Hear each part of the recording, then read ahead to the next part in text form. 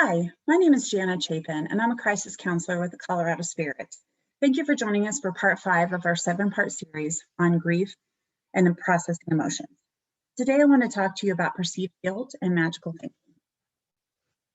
Guilt, as defined by Webster, is the state of one who has committed an offense or perceived offense, feelings of deserving blame, especially for imagined offenses, or from a sense of inadequacy.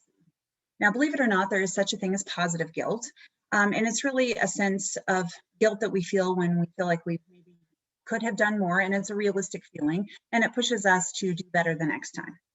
Negative guilt, on the other hand, can be very debilitating, and it's oftentimes irrational thoughts that place blame on ourselves for events that are out of our control. And that's when we end up feeling symptoms both physically as well as emotionally. I want to touch just briefly on the difference between guilt versus shame. This is one of my favorite quotes on this. The easiest way to separate shame from guilt is to say shame is I'm bad, and guilt is I did something bad. Shame is a focus on ourselves, and guilt is the focus on behavior.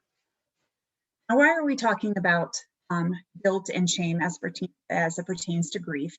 And it's because they tend to go hand in hand. We find countless reasons to blame ourselves when we're grieving. And one of the reasons that we do that is simply to create order out of chaos. We want to feel like we have some control over what's going on, so we find ways to blame ourselves in the interim. Another thing I just want to touch on briefly is the negative bias of memory, where we are more likely to focus on what we did wrong than what we did right.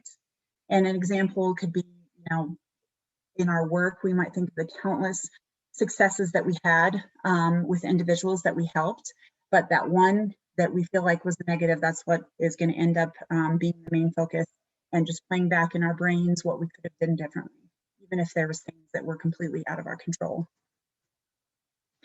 Now, you may or may not be familiar with the term magical thinking, but it's defined as the belief that one's ideas, thoughts, actions, words, or use of symbols can influence the course of events in the material world.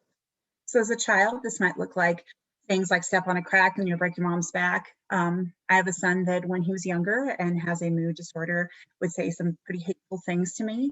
And then he would cry when he wasn't upset anymore, wasn't angry anymore, because he was afraid that what he said would actually happen to me.